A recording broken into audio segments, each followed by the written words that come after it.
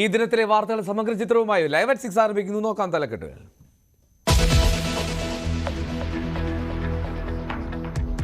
കൂടിക്കാഴ്ച വിവാദത്തിൽ EP ജയരാജനെ തള്ളാതെ CPM, കള്ളപ്രചാരണമെന്ന വിലയിരുത്തൽ. എവിടെയെങ്കിലും കണ്ടു എന്ന് പറയുന്നത് തെറ്റാണ് എന്ന് കൃത്യമായിട്ട് പറഞ്ഞു. അങ്ങനെ പറഞ്ഞിട്ടുള്ളവർക്കെതിരായിട്ട് നിയമപരമായ നിലപാട് സ്വീകരിക്കുന്നതിനാണ് പറഞ്ഞത്. അതിന് അനുവാദം കൊടുത്തിരിക്കുന്നു. പാർട്ടി സംസ്ഥാന സെക്രട്ടറി അനുവാദം കൊടുത്തിരിക്കുന്നു.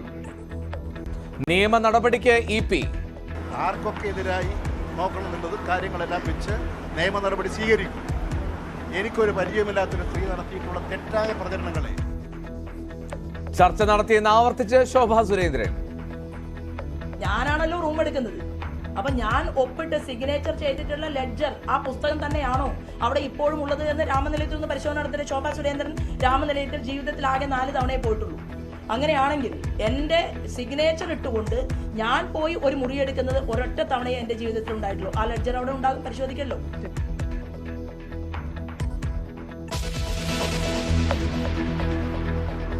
ലോക്സഭാ തെരഞ്ഞെടുപ്പിൽ 2 അക്കം കടക്കുമെന്ന് CPM വിലയിരുത്തൽ. പോളിംഗ് ശതമാനം കുറഞ്ഞത് UDF-ന് തിരിച്ചടിയാകുമെന്ന് MV ഗോവിന്ദൻ. വടകരയിൽ വർഗീയ ധ്രുവീകരണത്തിന് ശ്രമം നടന്നുവെന്നും CPM സംസ്ഥാന സെക്രട്ടറി.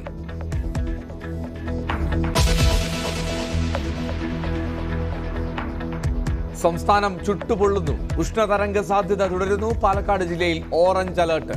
കൊല്ലം, തൃശൂർ ജില്ലകളിൽ യെല്ലോ അലർട്ട്.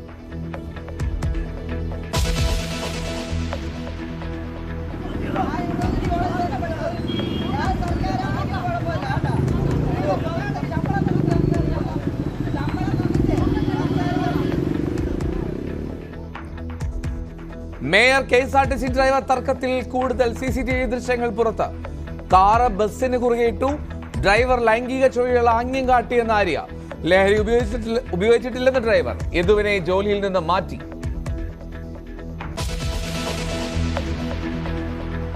क्या चुनाव के अंदर पॉलिटिकल पार्टियों के मैनिफेस्टो ये कोई शोपीस के लिए होते हैं क्या? सचमुच में तो मीडिया का काम है कि हर एक पॉलिटिकल पार्टी के मैनिफेस्टो की बारीकी से जांच पड़ताल करें. मैं इंतजार कर रहा था तो मीडिया करें. കോൺഗ്രസ് പ്രകടന പത്രികയ്ക്കെതിരെ പ്രധാനമന്ത്രി. പ്രതിഫലിക്കുന്നത് മുസ്ലിം ലീഗിന്റെ താൽപര്യമെന്ന് മോദി. രാഷ്ട്രീയ ലാഭത്തിനായി കർണാടകത്തിൽ കോൺഗ്രസ് മുസ്ലിങ്ങൾക്ക് OBC പദവി നൽകി. പ്രതികരണം ന്യൂസ് 18 നൽകിയ അഭിമുഖത്തിൽ.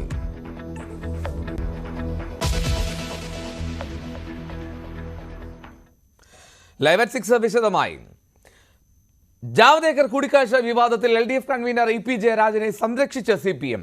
EPക്കെതിരെ നടന്നത് കള്ളപ്രചാരണമാണെന്ന് CPM വിലയിരുത്തുന്നു. നന്ദകുമാറുമായുള്ള ബന്ധം മുൻപേ അവസാനിപ്പിച്ചുവെന്ന് സംസ്ഥാന സെക്രട്ടേറിയറ്റിൽ ജയരാജൻ പറഞ്ഞു. കള്ളപ്രചാരണങ്ങൾക്കെതിരെ EP ജയരാജൻ നിയമ നടപടി സ്വീകരിക്കും. ഇതിന് പാർട്ടി നിർദ്ദേശവും നൽകി. EP ജയരാജൻ BJPയിലേക്ക് പോകാൻ ശ്രമിച്ചിട്ടില്ല. ശുദ്ധകളവാണ് ശോഭാ സുരേന്ദ്രൻ പറയുന്നത്.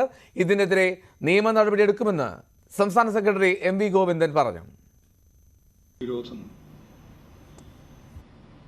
വ്യക്തിപരമായിട്ട് തന്നെ ജയരാജനുമായിട്ട് ബന്ധപ്പെട്ട് നടത്തുകയുണ്ടായി. അപ്പം ഇത്തരം തെറ്റായ നിലപാടുകളെയും സമീപനങ്ങളെയും ഫലപ്രദമായിട്ട് പ്രതിരോധിക്കുന്നതിനും നിയമപരമായ മാർഗങ്ങൾ സ്വീകരിക്കേണ്ടി വരും. അങ്ങനെ സ്വീകരിക്കുന്നതിന് സഖാവ് ജയരാജനെ പാർട്ടി ചുമതലപ്പെടുത്തിയിരിക്കും. അത്തരം കേസ് സംബന്ധമായ കാര്യങ്ങളും കൈകാര്യം ചെയ്യണമെന്ന് തന്നെയാണ് ഉദ്ദേശിക്കുന്നത്. ദല്ലാൽ നന്ദകുമാറിനെ പോലുള്ളവരുമായുള്ള ബന്ധങ്ങൾ അത് അവസാനിപ്പിക്കുക തന്നെ വേണം എന്നാണ് സെക്രട്ടേറിയറ്റ് കാണുന്നത്. സഖാവ് പിണറായി തന്നെ 26-ാം തീയതി ഇത്തരം ദല്ലാൽ നന്ദകുമാറിനെ പോലെയുള്ളവരുമായുള്ള ബന്ധം എങ്ങനെയാണ് പ്രശ്നങ്ങളായിട്ട് വരിക എന്നും അന്ന് തന്നെ സൂചിപ്പിച്ചിരുന്നു. അത് ഞങ്ങൾ പൊതുവായിട്ട് ചർച്ച ചെയ്തപ്പോഴത് ശരിയാണ്. നന്ദകുമാറുമായിട്ടുള്ള ബന്ധം ഉൾപ്പെടെ മുമ്പേ അവസാനിപ്പിച്ചിട്ടുണ്ട് എന്ന് തന്നെയാണ് സഖാവ് ജയരാജനും ചൂണ്ടിക്കാണിച്ചത്. വോട്ടെടുപ്പ് ദിനത്തിൽ പാർട്ടിയെ പ്രതിസന്ധിയിലാക്കിയ, പാർട്ടിയെ മാത്രമല്ല മുന്നണിയെ പ്രതിസന്ധിയിലാക്കിയ ഒരു നടപടി ഉണ്ടായിട്ടും ഇ പി ജയരാജനെ പൂർണ്ണമായും സംരക്ഷിക്കുകയാണ് CPM. ഇ പി ജയരാജന്റെ ഭാഗത്തുനിന്ന് തെറ്റൊന്നും ഉണ്ടായിട്ടില്ല. ജാഗ്രത കുറവുണ്ടായത് സ്വാഭാവികമായും ദല്ലാൽ നന്ദകുമാറിനെ പോലുള്ള ആളുകളുമായി കൂട്ടുചേരുന്നതിൽ ഇ പി ജയരാജന് നേരത്തെയും ഇത്തരം ജാഗ്രത കുറവുണ്ടായെന്ന് മുഖ്യമന്ത്രി തന്നെ പറഞ്ഞിരുന്നു. ഇ പി ജയരാജൻ കാര്യങ്ങൾ വിശദീകരിച്ചു. ജാവദേക്കർ തന്നെ വന്ന് കണ്ടത് തികച്ചും ഒരു സ്വകാര്യ സന്ദർശനമായിരുന്നു. അവിടെ രാഷ്ട്രീയമോ മറ്റെന്തെങ്കിലും കാര്യങ്ങളോ ചർച്ചയായില്ല. തന്റെ ക്ഷണപ്രകാരവുമല്ല ജാവദേക്കർ അവിടെ ഫ്ളാറ്റിലെത്തി കൂടിക്കാഴ്ച നടത്തിയത്. അതുകൊണ്ടാണ് പാർട്ടിയെ അറിയിക്കാതിരുന്നത്. അതിനപ്പുറത്തേക്ക് ശോഭാ സുരേന്ദ്രനും മറ്റും ആരോപിക്കും പോലെ ഒരു നടപടിക്കും താൻ പോയിട്ടില്ല. പാർട്ടിയിൽ നിന്ന് BJPയിലേക്ക് പോകാനോ അത്തരമൊരു ചർച്ചകൾക്കും താൻ ഭാഗമായിട്ടില്ലെന്ന് ഇ പി ജയരാജൻ സംസ്ഥാന സെക്രട്ടേറിയറ്റിൽ വിശദീകരിച്ചു. അത് പൂർണ്ണമായും വിശ്വസിച്ച് ഇ പി ജയരാജനെ പൂർണ്ണമായും ഉൾക്കൊണ്ടുകൊണ്ടാണ് CPM സംസ്ഥാന സെക്രട്ടേറിയറ്റ് അദ്ദേഹത്തെ ചേർത്തോ നിർത്തുന്നത്. അപ്പോഴും ഇനിയും മുന്നോട്ടുള്ള പ്രവർത്തനങ്ങളിലും ജാഗ്രത കൂടുതൽ വേണം. പ്രത്യേകിച്ചും ഈ ദല്ലാൽ നന്ദകുമാറിനെ പോലുള്ള ഷെയ്ഡി ക്യാരക്ടേഴ്സുമായുള്ള കൂട്ടുകെട്ട് അത് അവസാനിപ്പിക്കണമെന്ന് ഇ പിയോട് പാർട്ടി നിർദ്ദേശിക്കുന്നു. നേരത്തെ തന്നെ ദല്ലാൽ നന്ദകുമാറുള്ള ബന്ധം അവസാനിപ്പിച്ചതായി ഇ പി നേതൃത്വത്തെ അറിയിക്കുകയും ചെയ്തു. ഏതായാലും വലിയ പ്രതിസന്ധിയിലേക്ക് CPMനെ തള്ളിവിടും. ഇ പി ജയരാജന് തിരിച്ചടിയുണ്ടാകുമെന്ന കരുതിയ വിഷയമാണ് CPM അനായാസേന പരിഹരിക്കുന്നത്. പക്ഷേ ഇതുമായി ബന്ധപ്പെട്ട ആരോപണങ്ങളുടെ പേരിൽ നിയമ നടപടി സ്വീകരിക്കാൻ, തെറ്റായ ആരോപണങ്ങളായതുകൊണ്ട് തന്നെ നിയമ നടപടി സ്വീകരിക്കാൻ നിർദ്ദേശവും ഇ പി ജയരാജന് CPM നൽകിയിട്ടുണ്ട്. അതിനുള്ള അനുമതി ഇ പി ജയരാജന് CPM നേതൃത്വം നൽകിക്കഴിഞ്ഞു. ഇനി ആർക്കെതിരെയാണ് ഇ പി ജയരാജൻ നിയമ നടപടി സ്വീകരിക്കുക എന്നാണ് കണ്ടറിയേണ്ടത്. ഇ പി ജയരാജനെ പോലെ ഏറ്റവും മുതിർന്ന നേതാക്കളിൽ ഒരാൾക്കെതിരെ അത്ര എളുപ്പമായിരുന്നില്ല CPMന് നടപടിയെടുക്കുന്നതും. അദ്ദേഹം CPMന്റെ കേന്ദ്ര കമ്മിറ്റി അംഗമാണ്, മുന്നണിയുടെ കൺവീനറാണ്. അതുകൊണ്ട് തന്നെ അദ്ദേഹം പറഞ്ഞത് പൂർണ്ണമായും വിശ്വസിച്ചുകൊണ്ടാണ് CPM ഇത്തരമൊരു തീരുമാനത്തിലേക്ക് പോയിരിക്കുന്നത്. പാർട്ടി അണികൾക്ക് ഇക്കാര്യത്തിൽ വലിയ ആശങ്ക ഉണ്ടായിട്ടുണ്ട്. പരിഹരിക്കാൻ നടപടികൾ CPM സ്വീകരിക്കും. ഇടതുമുള്ള മറ്റു ഘടകകക്ഷികൾക്ക്, പ്രത്യേകിച്ച് CP ജില്ലാ സെക്രട്ടറി അടക്കമുള്ളവർക്ക് ഇക്കാര്യത്തിൽ അതൃപ്തിയുണ്ട്. അവരും CPM ഈ തീരുമാനം പറഞ്ഞുകൊണ്ടുകൂടി അവർക്കും കാര്യങ്ങൾ ബോധ്യപ്പെടുമെന്ന പ്രതീക്ഷയാണ് CPM സംസ്ഥാന സെക്രട്ടറി പങ്കുവച്ചത്. ഏതായാലും ഇ പി ജയരാജനെ ചുറ്റിപ്പറ്റിയുള്ള ഒരു വിവാദം കൂടി അങ്ങനെ അവസാനിക്കുകയാണ്. അദ്ദേഹത്തെ പൂർണ്ണമായും ചേർത്ത് നിർത്തുകയാണ്, സംരക്ഷിക്കുകയാണ് CPM നേതൃത്വം. തനിക്കെതിരെ നടന്നത് വൻ ഗൂഢാലോചനയെന്ന് ഇ പി ജയരാജൻ. ദല്ലാൽ നന്ദകുമാർ തന്നെ കൊടുക്കാൻ ശ്രമിച്ചു, വ്യക്തിഹത്യയ്ക്കുള്ള ശ്രമമാണെന്നും ഇതിനെതിരെ നിയമ നടപടി സ്വീകരിക്കുമെന്നും ഇ പി ജയരാജൻ പറഞ്ഞു. സംശയങ്ങൾ ഒഴിവാക്കാനാണ് പോളിംഗ് ദിനം കാര്യങ്ങൾ തുറന്നു പറഞ്ഞതെന്നും ഇ പി. കലങ്ങിത്തില്ല, നിങ്ങൾ കലക്കുന്നു. മാധ്യമങ്ങൾ ഉണ്ടാക്കി വെച്ചതാണ്. ഇങ്ങനെ ഒരു മാധ്യമം പ്രവർത്തിക്കാൻ പാടില്ല. ഈ മീറ്റിംഗ് കഴിഞ്ഞതോടെ എല്ലാത്തിനും ഒരു മീറ്റിംഗിന്റെ തരല്ല, നിങ്ങൾ ഈ മാധ്യമം വരുത്തി വെക്കുന്ന വിനയാണ്. നിങ്ങൾ ആരുടെയൊക്കെ സ്റ്റേറ്റ്മെൻറ്റാണ് ഈ പത്രത്തിൽ കൊടുക്കുന്നത്? നിങ്ങൾ ഈ മാധ്യമത്തിൻ്റെ നിലവാരം കാത്തു സൂക്ഷിക്കണം. ആദ്യം ഒരു തലക്ക് ഒളിവില്ലാത്തവർ വിളിച്ചു പറയുന്നതെല്ലാം കൊടുക്കാനുള്ളതാണോ നിങ്ങളുടെ മാധ്യമം? നിങ്ങൾ ചെയ്തതിനെക്കുറിച്ച് നിങ്ങൾ ആലോചിച്ച് നോക്കും. നിങ്ങൾ എന്താ 2-3 ദിവസമായി കാട്ടിക്കൂട്ടിയത്? എന്തൊക്കെയാണ് കാട്ടിക്കൂട്ടിയത്? ഒരു പത്രധർമ്മമാണോ ഇത്? ഒരു ന്യായമായ ഒരു പത്രമാധ്യമത്തിൻ്റെ പ്രവൃത്തിയാണോ നിങ്ങളെല്ലാം ചെയ്തത്? അതുകൊണ്ട് ഇല്ല വണ്ടി പോരാ. അതുകൊണ്ട് ഇതെല്ലാം നിങ്ങൾ ആലോചിക്കുക. ഇത്തരത്തിലുള്ള മാധ്യമ പ്രവർത്തനമാണ് നമ്മുടെ രാജ്യത്തിന് പ്രശ്നമുണ്ടാക്കുന്നത്. പക്ഷേ ഒരു നേതാക്കന്മാർ ആരോപണം ഉന്നയിക്കുമ്പോൾ അത് കൊടുക്കാതിരിക്കാൻ പറ്റുമോ മാധ്യമങ്ങൾക്ക്? നിങ്ങൾ ആദ്യം പരിശോധിക്കണം. ഉത്തരവാദിത്തപ്പെട്ട നേതാക്കളല്ലേ? ഞാൻ പറയട്ടെ, ഞാനിപ്പോൾ ഒന്ന് വന്ന് വിളിച്ചു പറഞ്ഞാൽ നിങ്ങൾ കൊടുക്കുമോ? പിന്നെ നേരിടേണ്ടത് പറയുന്നത് കൊടുക്കാതിരിക്കുന്നത് ഞാൻ കൊടുക്കാൻ പാടില്ല. നിങ്ങൾ ഈ പറയുന്നതിനെക്കുറിച്ച് നോക്കട്ടെ. ഞാൻ ഇന്ന് വരെ സംസാരിക്കാത്ത, നേരിട്ട് കണ്ടിട്ടില്ലാത്തൊരു സ്ത്രീയാണ് എനിക്കെതിരായിട്ട് പറയുന്നത്. എന്തും വിളിച്ചു പറയുന്നൊരു സ്ത്രീ ഇങ്ങനെ വിളിച്ചു പറയുമ്പോൾ അത് കൊടുക്കാനുള്ളതാണോ നിങ്ങളുടെ മാധ്യമം? നിങ്ങൾ പരിശോധിക്കണ്ടേ ഈ പറയുന്നതിൽ ശരിയുണ്ടോ തെറ്റുണ്ടോ? നിങ്ങൾ പറഞ്ഞല്ലോ ഞാൻ BJPയിലേക്ക് പോകും. നിങ്ങൾ എങ്ങനെ എന്നെക്കുറിച്ച് അങ്ങനെ ഒരു വാർത്ത കൊടുത്തു? നിങ്ങൾക്ക് എവിടുന്ന ധൈര്യം കിട്ടി? ശോഭാ സുരേന്ദ്രനാരാ? ഞാൻ പറഞ്ഞില്ല, എനിക്ക് ഇന്ന് വരെ അറിഞ്ഞിട്ടില്ലാത്ത, ഞാൻ കണ്ടിട്ടില്ലാത്ത, സംസാരിച്ചിട്ടില്ലാത്ത ഒരു സ്ത്രീ വിളിച്ചു പറയുന്നു. ഉടനെ അത് കൊടുക്കാനുള്ളതാണോ പത്രധർമ്മം? നിങ്ങൾ ഈ പറഞ്ഞ കാര്യങ്ങൾ നിങ്ങളൊരു കാര്യത്തിൽ നിങ്ങൾ അന്വേഷിച്ചിട്ട് വരും. ഇന്നിപ്പോൾ സെക്രട്ടറിയിലെല്ലാം വിശദീകരിച്ചു. ഞാൻ അത് വേറെ കാര്യം. നിങ്ങൾ ചെയ്യുന്ന തെറ്റായിട്ടുള്ള നടപടികൾ തിരുത്തുക എന്നുള്ളതാണ് ഇന്നത്തെ ആവശ്യം. നിങ്ങൾ ഈ പൊതുപ്രവർത്തകരെ ഏതെങ്കിലും നിലവാരമില്ലാത്തവരുടെ നിലയിലേക്ക് ഞങ്ങളെ കൊണ്ടുപോകരുത്. എനിക്ക് നിങ്ങളോട് ഏഷ്യാനെറ്റുകാരോടും അതുപോലെ മറ്റ് ചാനലുകാരോടും അഭ്യർത്ഥിക്കാൻ, വലിയൊരു നേതാവിനെതിരെ ആക്ഷേപം ഏത് വലിയ നേതാവ്? ഏത് വൈസ് പ്രസിഡന്റ്? 1001 vice president. അത് കൊടുക്കലാണോ നിങ്ങളുടെ ധർമ്മം? തെറ്റായിട്ടുള്ള നിലപാടുകളാണ് നിങ്ങൾ സ്വീകരിക്കുന്നത്. ആദ്യം മാധ്യമങ്ങൾ കൊടുക്കുന്ന വാർത്തയ്ക്ക് എന്തെങ്കിലും അടിസ്ഥാനം ഉണ്ടോ എന്ന് പരിശോധിക്കണം. ഉണ്ടെങ്കിൽ മാത്രമേ നിങ്ങൾ കൊടുക്കാൻ പാടുള്ളൂ. ഞങ്ങൾ ഇന്നാൾ പറഞ്ഞു അതുകൊണ്ട് കൊടുത്തു എന്ന് പറഞ്ഞാൽ ശരിയാവും? അതാണോ ധർമ്മം? ഈ കാര്യം വിശദീകരിച്ചു അങ്ങ്. അതൊക്കെ വേറെ കാര്യം. നിങ്ങൾ ഉണ്ടാക്കി വെച്ചിട്ടുള്ള ഒരു ബഹളമാണിത്. നിങ്ങൾ ഉണ്ടാക്കി വെച്ചിട്ടുള്ള തെറ്റായ രീതികളാണ്. നിങ്ങൾ വ്യക്തിഹത്യ നടത്താൻ ആസൂത്രിതമായി നടത്തിയ ഒരു ഗൂഢാലോചനയുടെ പ്രവർത്തനങ്ങളാണ് ഇവിടെ നടന്നത്.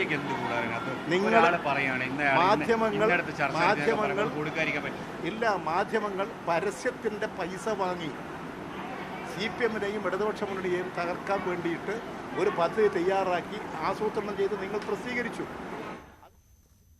EP ജയരാജനെ 3 തവണ കണ്ടു എന്ന് ആവർത്തിച്ച് ശോഭാ സുരേന്ദ്രൻ. EP-യുടെ ശരീരഭാഷയിൽ നിന്ന് തന്നെ കണ്ടിട്ടുണ്ടോ എന്ന് കേരളം മനസ്സിലാക്കും.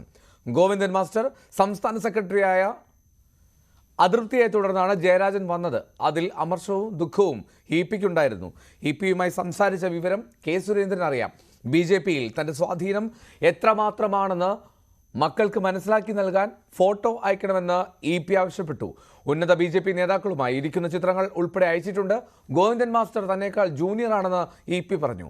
CPM-ൽ ചേരാൻ ശ്രമിച്ചെന്ന ദല്ലാളിന്റെ ആരോപണം അർഹിക്കുന്ന അവഗണനയോടെ തള്ളുന്നുവെന്നും ശോഭാ സുരേന്ദ്രൻ പറഞ്ഞു. പക്ഷേ ഇപ്പോഴും EP പറയുന്നത് ഉമ്മൻചാണ്ടിയുടെ മരിച്ചപ്പോൾ കോട്ടയത്ത് അവിടെ ഒരു കസേരയുടെ മൂലയ്ക്ക് ഇരിക്കുന്നത് കണ്ടത് മാത്രമേ ഉള്ളൂ. ഇപ്പോഴും അദ്ദേഹം നിഷേധിക്കുകയാണ്. കസേരയുടെ മൂലക്കലാണോ ഇരുന്നത്, എവിടെയാണ് ഇരുന്നതെന്നതിനെ കുറിച്ച് മാധ്യമ സുഹൃത്തുക്കളുടെ കയ്യിൽ അതിൻ്റെ രേഖകളൊക്കെ ഉണ്ടാവും. അതൊന്നും കൂടി സ്ക്രീൻ ചെയ്ത് നോക്കിയാൽ മതി.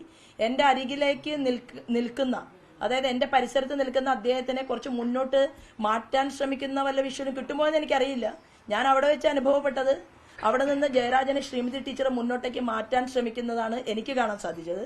കാരണം കൂടുതൽ ശോഭയുടെ അടുത്ത് നിൽക്കണ്ട എന്നുള്ള രീതിയിൽ. അതൊന്നും ഒരു വിഷയമേ അല്ല. ഞാൻ വളരെ കൃത്യമായിട്ട് പറഞ്ഞു കഴിഞ്ഞു. 3 തവണ ശ്രീമാൻ EP ജയരാജനുമായിട്ട് ഞാൻ കൂടിക്കാഴ്ച നടത്തി.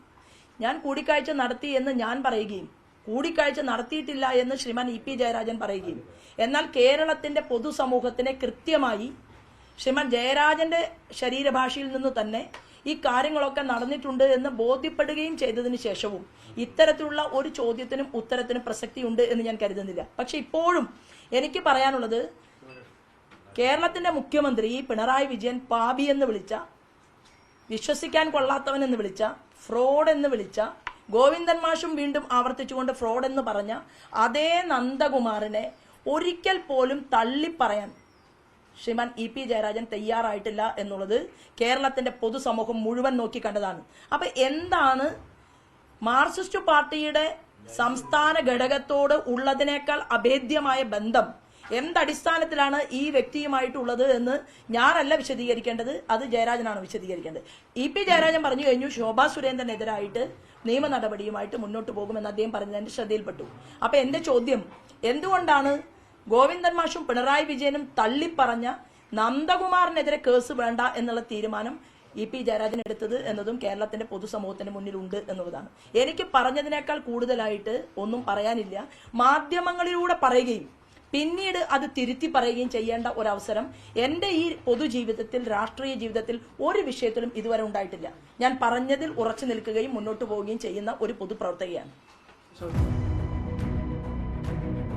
एक एनालिसिस एक न्यूज़पेपर ने की थी कि 25 नेता जब अपोजिशन पार्टी से BJP की तरफ आ गए तो उसमें से 23 लोगों के ऊपर से जो है इस तरह के केसेस को या तो ठंडे बस्ते में डाल दिया गया या ड्रॉप कर दिया गया. इस बारे में पहली बात है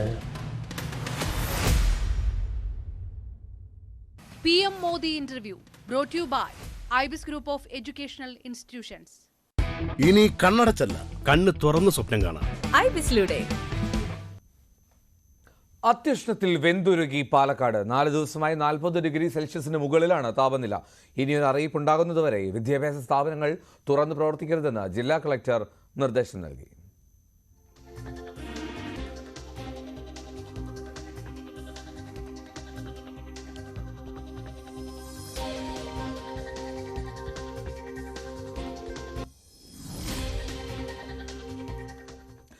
തിരുവനന്തപുരം മേയർ KSRTC ഡ്രൈവർ തർക്കത്തിൽ നിർണായക CCTV ദൃശ്യങ്ങൾ പുറത്തുവന്നു. പാളയം സാബല്യം കോംപ്ലക്സിന് മുന്നിൽ വെച്ച് കാറ് ബസ്സിന് കുറുകെയിട്ട ദൃശ്യങ്ങളാണ് ഇപ്പോൾ പുറത്തുവന്നത്. തർക്കത്തിൽ പ്രതികരണവുമായി ആര്യ രാജേന്ദ്രൻ രംഗത്തെത്തി. വാഹനത്തിന് സൈഡ് തരാത്തതുമായി ബന്ധപ്പെട്ട തർക്കം മാത്രമായി ഇതിനെ കാണരുതെന്നും ഡ്രൈവർ മോശമായി സംസാരിച്ചുവെന്നും ആര്യ പറഞ്ഞു. ലഹരി ഉപയോഗിച്ചിരുന്ന ഡ്രൈവർ ലൈംഗിക ചുവയുള്ള ആംഗ്യം കാണിച്ചു. പോലീസ് എത്തിയപ്പോൾ മാത്രമാണ് ഡ്രൈവർ മാന്യമായി സംസാരിച്ചതെന്നും ആര്യ രാജേന്ദ്രൻ പറഞ്ഞു.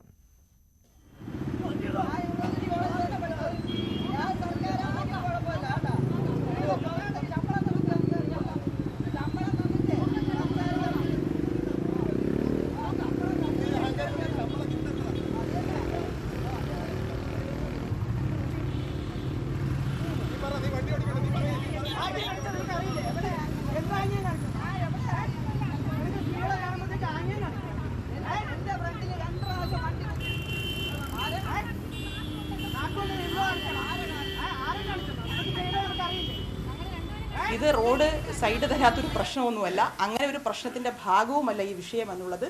അദ്ദേഹം കാണിച്ചിട്ടുള്ള ലൈംഗികപരമായിട്ടുള്ള ഈ വിഷയം ചോദ്യം ചെയ്യപ്പെടണം എന്നുള്ള കാര്യം മാത്രമേ നമ്മുടെ മുന്നിലുള്ളൂ. ആ പരാതിയിൽ തന്നെ വ്യക്തമായി ഞാൻ പറയുന്നുണ്ട്, എന്നെ കാറിലിരുന്ന എന്നെയും എൻ്റെ സഹോദരൻ്റെ ഭാര്യയെയും അദ്ദേഹം അസഭ്യം കാണിച്ചതുകൊണ്ടാണ്, ലൈംഗിക ചുവയോടുകൂടി അസഭ്യം കാണിക്കുകയും അപകടകരമായ രീതിയിൽ അദ്ദേഹം വാഹനം ഓടിക്കുകയും ചെയ്തതുകൊണ്ടാണ് എൻ്റെ പരാതി. അല്ലാതെ സൈഡ് തരാത്തൊരു പ്രശ്നമേ അല്ല. ഡ്രൈവർ ഞങ്ങളോട് ഷൗട്ട് ചെയ്യുകയും അദ്ദേഹം ഈ ലഹരി പദാർത്ഥം ഉപയോഗിച്ചതിന് ശേഷം പുറത്ത് കളയുകയൊക്കെ ചെയ്യുന്ന സമയത്താണ് ഈ വീഡിയോ എടുക്കുന്നത്. ആ ബസ്സിന് കുറുകെ അല്ല കാർ കിടക്കുന്നത്, അത് സിഗ്നലാണ്. സിഗ്നലിൽ ആ ബസ്സിന് മുന്നിലേക്ക് വാഹനം പാർക്ക് ചെയ്യുകയും ഞങ്ങൾ ഇറങ്ങിയതിന് ശേഷം വാഹനം മാറ്റിയിടുകയുമാണ് ചെയ്തത്. പോലീസ് വന്നതിന് ശേഷമാണ് ബസ് മാറ്റിയിട്ട് ഡ്രൈവറെ ഇറക്കുന്ന ഒരു സാഹചര്യം ഉണ്ടായത്.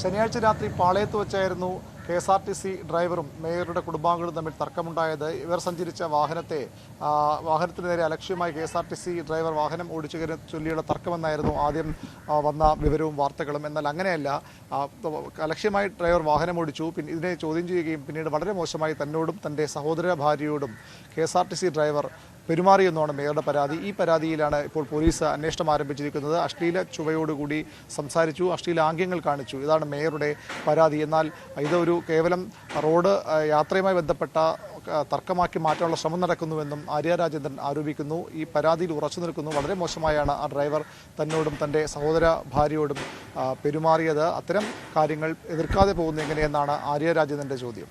ഇത് റോഡ് സൈഡ് തരാത്തൊരു പ്രശ്നമൊന്നുമല്ല, അങ്ങനെ ഒരു പ്രശ്നത്തിന്റെ ഭാഗവുമല്ല ഈ വിഷയം എന്നുള്ളത്.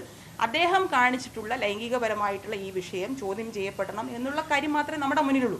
ആ പരാതിയിൽ തന്നെ വ്യക്തമായി ഞാൻ പറയുന്നുണ്ട്, എന്നെ കാറിലിരുന്ന എന്നെയും എൻ്റെ സഹോദരൻ്റെ ഭാര്യയെയും അദ്ദേഹം അസഭ്യം കാണിച്ചതുകൊണ്ടാണ്, ലൈംഗിക ചുവയോടുകൂടി അസഭ്യം കാണിക്കുകയും അപകടകരമായ രീതിയിൽ അദ്ദേഹം വാഹനം ഓടിക്കുകയും ചെയ്തതുകൊണ്ടാണ് എൻ്റെ പരാതി. അല്ലാതെ സൈഡ് തരാത്തൊരു പ്രശ്നമേ അല്ല. ഡ്രൈവർ ഞങ്ങളോട് ഷൗട്ട് ചെയ്യുകയും അദ്ദേഹം ഈ ലഹരി പദാർത്ഥം ഉപയോഗിച്ചതിന് ശേഷം പുറത്ത് കളയുകയൊക്കെ ചെയ്യുന്ന സമയത്താണ് ഈ വീഡിയോ എടുക്കുന്നത്. ആ ബസ്സിന് കുറുകെ അല്ല കാർ കിടക്കുന്നത്, അത് സിഗ്നലാണ്. സിഗ്നലിൽ ആ ബസ്സിന് മുന്നിലേക്ക് വാഹനം പാർക്ക് ചെയ്യുകയും ഞങ്ങൾ ഇറങ്ങിയതിന് ശേഷം വാഹനം മാറ്റിയിടുകയുമാണ് ചെയ്തത്. പോലീസ് വന്നതിന് ശേഷമാണ് ബസ് മാറ്റിയിട്ട് ഡ്രൈവറെ ഇറക്കുന്ന ഒരു സാഹചര്യം ഉണ്ടായത്. യദുകൃഷ്ണൻ എന്ന KSRTC ഡ്രൈവർക്കെതിരെയാണ് പരാതി. ഇയാൾക്കെതിരെ നേരത്തെയും സ്ത്രീകളെ അപമാനിച്ചതുമായി, സ്ത്രീത്വത്തെ അപമാനിച്ചുമായി ബന്ധപ്പെട്ട പരാതികളും നിലവിലുണ്ട്. 2017 നേമം പോലീസാണ് ഒരു FIR ചാർജ് ചെയ്തിരിക്കുന്നത്. ഒരു സ്ത്രീയോട് മദ്യപിച്ച് മോശമായി പെരുമാറിയെന്നാണ് പരാതിയിൽ പ്രധാനമായും പറയുന്നത്. ഇയാളെ ഗതാഗത മന്ത്രിക്കും യദുകൃഷ്ണനെതിരെ മേയർ പരാതി നൽകിയിട്ടുണ്ട്. തുടർന്ന് സർവീസ് ജോലി കയറുന്നതിൽ നിന്ന് തൽക്കാലത്തേക്ക് അന്വേഷണ റിപ്പോർട്ട് വരുന്നവരെ ഇയാളെ വിലക്കിയിട്ടുമുണ്ട്. എന്നാൽ ആരോപണങ്ങൾ പൂർണ്ണമായും യദുകൃഷ്ണൻ തള്ളിക്കളയുകയാണ്. ലഹരി ഉപയോഗിച്ചു എന്ന ആരോപണവും അദ്ദേഹം നിഷേധിച്ചു. തന്നോട് വളരെ മോശമായാണ് മേയറും കുടുംബാംഗങ്ങളും പെരുമാറിയത്, KM സച്ചിൻ ദേവ് MLA ഉൾപ്പെടെയുള്ളവർ പെരുമാറിയതെന്ന ആരോപണമാണ് യദുകൃഷ്ണൻ ഉന്നയിക്കുന്നത്. ഏതായാലും പോലീസ് അന്വേഷണം ആരംഭിച്ചിട്ടുണ്ട്. കന്റോൺമെന്റ് പോലീസ് മേയർ ആര്യ രാജേന്ദ്രന്റെ മൊഴി രേഖപ്പെടുത്തി. CCTV ദൃശ്യങ്ങളും പോലീസ് ശേഖരിക്കുന്നുണ്ട്. ഗതാഗത വകുപ്പും അന്വേഷണം ആരംഭിച്ചിട്ടുണ്ട്. അതിനുശേഷം ഇയാൾക്കെതിരെ തെറ്റ് ബോധ്യപ്പെട്ട കൂടുതൽ നടപടി ഉണ്ടാകുമെന്നും ഗതാഗത മന്ത്രിയുടെ ഓഫീസും അറിയിച്ചു. राहुल गांधी ने एक बात और कही है, वो कहते हैं कि जब वो सरकार अगर उनकी आएगी तो वो एक नेशनल एक्सरे कराएंगे। हम जो है एक सोशियो इकोनॉमिक सर्वे लाएंगे, एक इंस्टीट्यूशनल सर्वे लाएंगे और उसमें देखेंगे कि किसके पास किस जाति और किस उस वर्ग के पास क्या है, कितना धन है, कितनी इंस्टीट्यूशंस में भागीदारी है, और उसके बेसिस पर हम इस पूरे सिस्टम को रीडिस्ट्रीब्यूट करेंगे। इसको आप कैसे देखते हैं?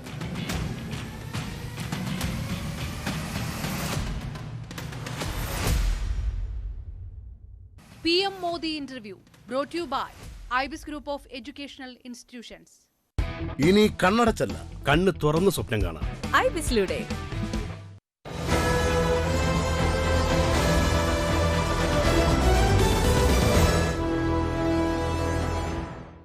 ലോക്സഭാ തെരഞ്ഞെടുപ്പിൽ 2 അക്കം കടക്കുമെന്ന് CPMന്റെ വിലയിരുത്തൽ. പോളിംഗ് ശതമാനം കുറഞ്ഞത് UDFന് തിരിച്ചടിയാകും.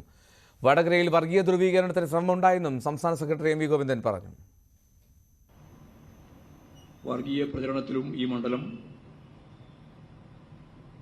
ശക്തിയായി അശ്ലീല പ്രചാരവേല ഉൾപ്പെടെ നടത്തുന്നതിലും എന്ന് പറഞ്ഞാൽ സാധാരണ രാഷ്ട്രീയ പ്രചരണത്തിന് പകരം വ്യക്തിഗതമായി അധിക്ഷേപിക്കുക, തുറന്ന രീതിയിലുള്ള അശ്ലീല പ്രചരണങ്ങൾ സംഘടിപ്പിക്കുക, ഇങ്ങനെയെല്ലാം ധ്രുവീകരിക്കുന്നതിനു വേണ്ടിയുള്ള ശ്രമം ഇവിടെ നടക്കുകയുണ്ടായി. എന്നാൽ ഇതിനെയെല്ലാം ജനങ്ങൾ ഫലപ്രദമായി തള്ളിക്കളയും എന്ന് തന്നെയാണ് ഞങ്ങൾ പ്രതീക്ഷിക്കുന്നത്. വടകരയിൽ വർഗീയ ധ്രുവീകരണത്തിന് നിന്നുകൊടുത്തിട്ടില്ലെന്ന് UDF സ്ഥാനാർത്ഥി ഷാഫി പറമ്പിൽ. മതത്തിന്റെ ആനുകൂല്യം വേണ്ട എന്ന് തെരഞ്ഞെടുപ്പിന് മുൻപ് തന്നെ പറഞ്ഞിരുന്നു. വർഗീയ ധ്രുവീകരണ ശ്രമങ്ങൾക്കെതിരെ UDF ജനകീയ ക്യാമ്പയിൻ നടത്തുമെന്നും ഷാഫി പറഞ്ഞു. തെരഞ്ഞെടുപ്പ് സംഘർഷങ്ങളിൽ അറസ്റ്റിലായ UDF പ്രവർത്തകരെ കോഴിക്കോട് ജില്ലാ ജയിലിൽ സന്ദർശിച്ച ശേഷമായിരുന്നു ഷാഫിയുടെ പ്രതികരണം. വടകര ഒരു വർഗീയ ധ്രുവീകരണത്തിന് നിന്നുകൊടുത്തിട്ടില്ല എന്ന് എനിക്ക് 100% ഉറപ്പാണ്. അത് റിസൾട്ട് വരുമ്പോൾ ബോധ്യപ്പെടും. അങ്ങനെ ആരെങ്കിലും പറയുമ്പോൾ അത് കേട്ടിട്ട് രാഷ്ട്രീയ ബോധത്തെ അടിയറവ് വെക്കാനും കോമൺ സെൻസിനെ ഇല്ലായ്മ ചെയ്യാനും നിൽക്കുന്നവരല്ല പൊളിറ്റിക്കലി അലേർട്ടായിട്ടുള്ള വടകരയിലെ ജനങ്ങൾ. അതുകൊണ്ട് തന്നെ ഞങ്ങളൊരു കാര്യം തീരുമാനിച്ചിട്ടുണ്ട്. ഈ വർഗീയ ധ്രുവീകരണ ശ്രമങ്ങൾക്കെതിരെ നാടൊരുമിക്കണം എന്നാവശ്യപ്പെട്ട് ഞങ്ങളൊരു ക്യാമ്പയിൻ, അതിന് റിസൾട്ടിന് ഞങ്ങൾ വെയിറ്റ് ചെയ്യില്ല, അത് ഞങ്ങൾ ഡിക്ലെയർ ചെയ്തിട്ടുണ്ട്. EP ജയരാജൻ പ്രകാശ് ജാവ്ദേക്കറെ കണ്ടത് പിണറായി വിജയന്റെ അനുമതിയോടെയെന്ന് MM ഹസൻ. പിണറായിയുടെ അരമന രഹസ്യങ്ങൾ പുറത്തുവരുമെന്ന ഭയമാണ് ജയരാജനെതിരെ നടപടി എടുക്കാതിരിക്കാനുള്ള കാരണം. നടപടിയെടുത്താൽ ജയരാജൻ പൊട്ടിക്കുന്ന ബോംബുകളുടെ ആഘാതം അത് താങ്ങാൻ പിണറായി വിജയന് കഴിയില്ലെന്നും MM ഹസൻ പറഞ്ഞു. ഉണ്ടാകണമെങ്കിൽ ഷാഫി പറമ്പിൽ വടകരയിൽ ജയിക്കണമല്ലോ. അത് ഗോവിന്ദൻ മാഷയുടെ വാക്കുകളിൽ കൂടെ തന്നെ പുറത്തു വന്നപ്പോൾ ഷാഫി പറമ്പിലിന്റെ വിജയം ഉറപ്പാണെന്നും ശൈലജ ടീച്ചറുടെ പരാജയം CPM സംസ്ഥാന സെക്രട്ടറി തുറന്ന് സംബന്ധിച്ചിരിക്കുകയാണ്. എന്നിട്ട് അദ്ദേഹം ഒന്നുകൂടി പറഞ്ഞത് ആദ്യമായിട്ടാണ്, ഞങ്ങൾ ആദ്യം മുതൽ ഈ തെരഞ്ഞെടുപ്പുണ്ടായ പ്രചരണം തുടങ്ങിയ അന്ന് മുതൽ CPM BJP ഡീലിനെയും അന്തർധാരയെയും കുറിച്ച് ഞങ്ങൾ നിരന്തരം പറഞ്ഞുകൊണ്ടിരുന്നു. ആദ്യമായിട്ടാണ് ഗോവിന്ദൻ മാഷ് ഒരു നിയോജക മണ്ഡലത്തിൽ BJPയും UDFും തമ്മിൽ ഡീൽ ഉണ്ടാക്കിയെന്ന് പറയുന്നത് തെരഞ്ഞെടുപ്പ് കഴിഞ്ഞ് അന്നത്തെ വോട്ടിംഗ് ശതമാനമൊക്കെ പുറത്തു വന്നപ്പോൾ. എന്തായാലും വടകരയിൽ ഗോവിന്ദൻ മാഷയുടെ അഭിപ്രായ പ്രകടനത്തിലൂടെ LDFന്റെ പരാജയം അദ്ദേഹം സമ്മതിച്ചിരിക്കുന്നു. 2006 का एक वीडियो जो वायरल हो रहा है, इसमें मनमोहन सिंह जी ने कहा है कि गरीब मुसलमानों का पहला अधिकार रिसोर्सेज पर है. ये उन्होंने साफ कहा है. आपने उसको मैनिफेस्टो में भी ये बात पॉइंट आउट की है कि ओबीसी रिजर्वेशन का जो है पार्ट लेकर वो मुसलमानों को दे देना चाहेंगे. और 2004 से 2014 के बीच में उन्होंने 4-5 बार ऐसा करने की कोशिश की भी. अरे भाई, ये तो बड़ा इंटरेस्टिंग सवाल आपने पूछा है.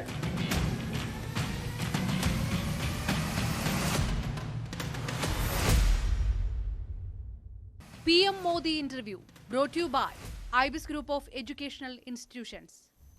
ഇനി കണ്ണടച്ചല്ല, കണ്ണ് തുറന്ന് സ്വപ്നം കാണാം. ഐബിസിലൂടെ. കോൺഗ്രസുകാർ ഇന്ത്യയുടെ ജനങ്ങളെ കൊള്ളയടിക്കുന്നതിനെ കുറിച്ചാണ് സംസാരിക്കുന്നതെന്ന് പ്രധാനമന്ത്രി നരേന്ദ്രമോദി. സാം പിത്രോദ പറയുന്നത് പിന്തുടർച്ചാവകാശ നികുതി വരുമെന്നാണ്. അതായത് വരും തലമുറയ്ക്കായി സ്വരൂപിക്കുന്ന പണത്തിനും നികുതി കൊടുക്കേണ്ടി വരുമെന്നാണ്. BJP സർക്കാർ ഒരിക്കലും അങ്ങനെ പറഞ്ഞിട്ടില്ല. കോൺഗ്രസ് ഭരണത്തിൽ വന്നാൽ ദേശീയ തലത്തിൽ സാമൂഹിക സാമ്പത്തിക സർവേ നടത്തുമെന്നാണ് രാഹുൽ ഗാന്ധി പറയുന്നത്. ഇന്ത്യ അരനൂറ്റാണ്ട് ഭരിച്ച കോൺഗ്രസ് ആണ് ഇന്നത്തെ എല്ലാ പ്രശ്നങ്ങൾക്കും കാരണമായിരിക്കുന്നത് എന്നും അദ്ദേഹം വിമർശിച്ചു. എന്തിനാണ് ഈ അവസ്ഥ ഉണ്ടാക്കിയതെന്നതിന് അവർ ആദ്യം മറുപടി പറയട്ടെ എന്നും പ്രധാനമന്ത്രി ന്യൂസ് 18 അഭിമുഖത്തിൽ പറഞ്ഞു.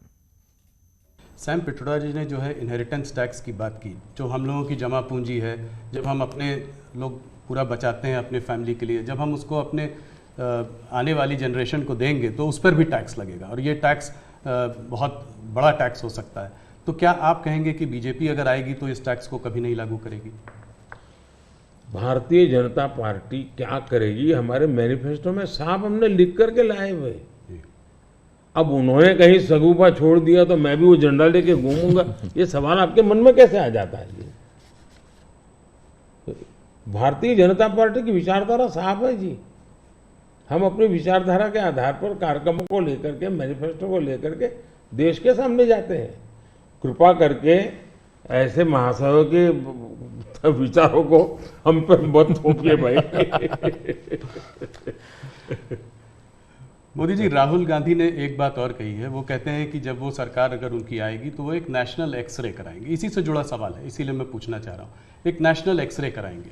बात सिर्फ कास्ट सेंसस की नहीं है जो कि वो करते आए हैं, उस पर भी मैं आपका मत जानना चाहूँगा, मगर बात वो कहते हैं इससे आगे है। बात कास्ट की नहीं, बात जस्टिस की है। और वो कहते हैं कि हम जो है एक सोशियो इकोनॉमिक सर्वे लाएंगे, एक इंस्टीट्यूशनल सर्वे लाएंगे और उसमें देखेंगे कि किसके पास किस जाति और किस उस वर्ग के पास क्या है, कितना धन है, कितनी इंस्टीट्यूशंस में भागीदारी है, और उसके बेसिस पर हम इस पूरे सिस्टम को रीडिस्ट्रीब्यूट करेंगे। इसको आप कैसे देखते हैं? सबसे पहले तो इस देश में जो लोग अपने आप को राजनीति के एक्सपर्ट मानते हैं, മധ്യപ്രദേശിൽ കോൺഗ്രസിന് തിരിച്ചടി. ഇൻഡോറിൽ കോൺഗ്രസ് സ്ഥാനാർത്ഥി അക്ഷയ് കാന്തി ബാം ബി.ജെ.പിയിൽ ചേർന്നു. കളക്ടറേറ്റിലെത്തി പത്രിക പിൻവലിച്ച ശേഷമാണ് അക്ഷയ് ബി.ജെ.പിയിൽ ചേർന്നത്. അക്ഷയ് ബാമിനൊപ്പമുള്ള ചിത്രം ബി.ജെ.പി നേതാവ് കൈലാഷ് വിജയ് വർഗീയ സമൂഹമാധ്യമങ്ങളിൽ പങ്കുവച്ചു. നേരത്തെ ഗുജറാത്തിലെ സൂറത്തിൽ കോൺഗ്രസ് സ്ഥാനാർത്ഥി നിലേഷ് കുംഭാനിയുടെ പത്രിക തള്ളിയതിനെ തുടർന്ന് ബി.ജെ.പി എതിരില്ലാതെ തെരഞ്ഞെടുക്കപ്പെട്ടിരുന്നു. പത്രിക തള്ളിയതിനെ തുടർന്ന് നിലേഷ് അപ്രത്യക്ഷനായതും വലിയ ചർച്ചയായിരുന്നു.